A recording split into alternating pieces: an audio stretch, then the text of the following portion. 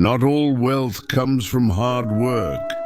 Some get it from something darker, something that shouldn't be done. And tonight, I'm going to take you into the true story of a man who made a forbidden pact.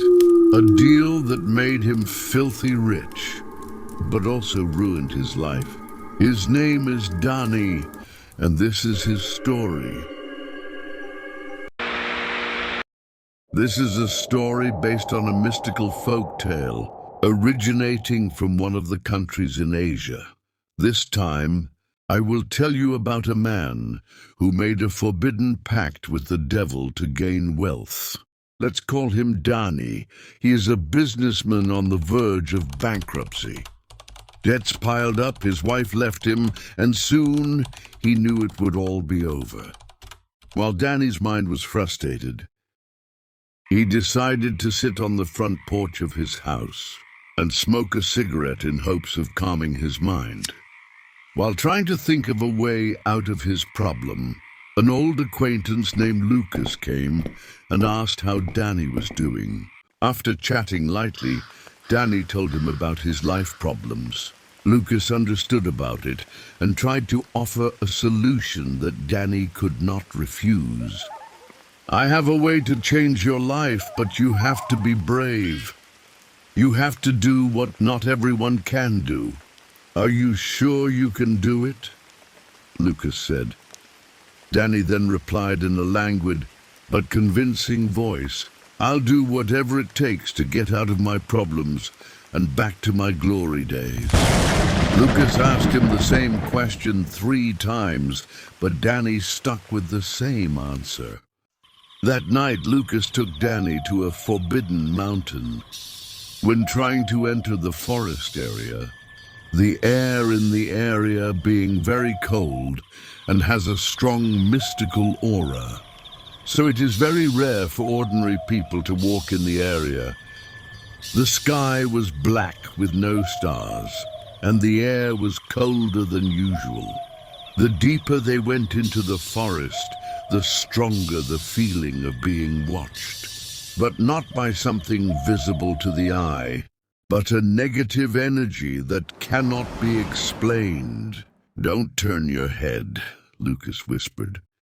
They're everywhere, and they don't like to be noticed. Danny wanted to ask who they were, but he was too scared to open his mouth. When they had walked a long way through the forest with an inexplicable feeling, they came to a very large and very old-looking tree. Underneath the blackened old tree, a man in a black robe could be seen standing facing the tree while lighting a fire in a small old stove with his hands, looking shabby. His face was pale. His eyes were sunken and empty, as if he could read Danny's mind and intentions to come to that place. The robed man asked, You have come to ask for wealth? He asked in a heavy and quite loud voice that broke the silence of the night. Danny nodded. The old man just smiled slightly. Fine. But every request has a price and you must accept it. Danny agreed to the terms without thinking twice. Then Danny was asked to stand in front of a worn altar, in front of the old tree, where there were offering requirements, such as a pig's head, with blood still dripping on the ground, and various unique flowers that were rarely found, which seemed to wither and wilt as if absorbed by something invisible. Lucas, who was behind him, grasped Danny's shoulder and said, It's time now. Danny stepped forward, his knees weak, and he wanted to abort, but his determination for riches overcame his fear. The old man began to cast a spell, and suddenly the pig's head in front of the altar moved. Its closed eyes suddenly opened to stare directly at Danny's eyes. And then something came.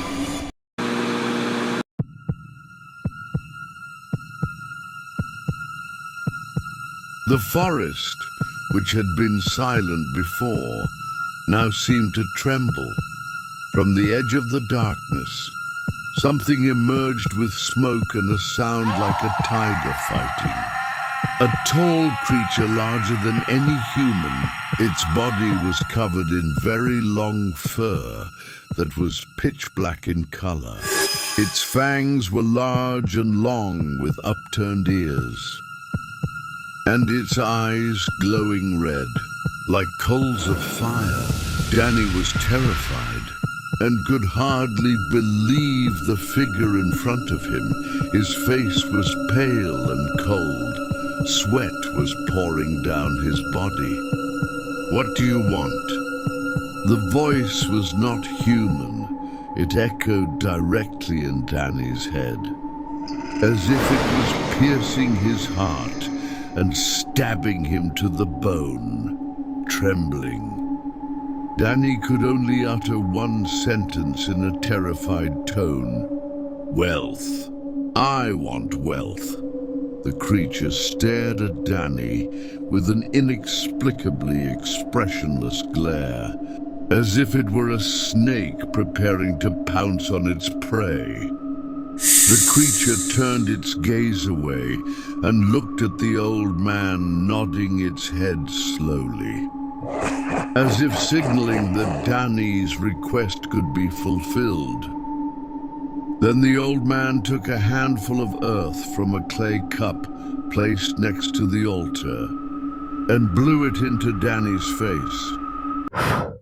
When his eyes opened, Danny was shocked, followed by a sense of confusion and curiosity, as if he could not believe what he had lived through, because Danny was back sitting on his porch, complete with a lit cigarette, which was between his fingers. It was as if what he had just faced was all a dream. After finishing his cigarette, Danny's eyes grew heavy and he walked towards his bed. Every step of the way, he was haunted by feelings of confusion and curiosity about the events Danny had experienced, whether they were just a dream or true. Danny sat on his bed for a moment, thinking and staring at the empty table in front of him. Then Danny turned his face away from the empty table and laid his body down. When he faced his body towards the empty table and was about to close his eyes, he was surprised to see that the table was empty. On the table, there was an old box made of wood and gold-plated on the iron. Danny immediately got up from his bed and immediately approached the old box. Slowly and a little anxiously, he opened it. And to his surprise, he saw a large pile of money that he had never seen before. Danny touched and took the money and moved it into a wardrobe, while looking at it and saying, "With this money I will restore my wealth." When the box was almost empty, the money seemed to appear again, and again. In just a month, Danny's life changed drastically. His business soared to success. His bank account was full of money, and he bought the mansion he'd always dreamed of. He bought all the cars he'd ever wanted. He built several new businesses in his town. He made various forms of contributions to the government and the local citizens, showing that Danny was someone who deserved respect and accountability in the town. But then, something very, very terrible began to happen. One night, As Danny was going to bed, he heard footsteps in the hallway of his house. When he woke up, he saw a shadow moving in the corner of the room. At first, he thought it was just a feeling, but it kept repeating itself over and over in the following nights. Until one night, he heard someone whispering right in his ear, "Time is over." Danny was shocked and immediately got out of bed to turn on the light. But there was no one, except for one thing. On the wall of the room, there were large scratch marks like those of a bear, but with deep and long marks. One night, Danny was awakened by the sound of crying. But Danny understood very well that it wasn't a normal human cry. It was a hoarse cry like someone being strangled.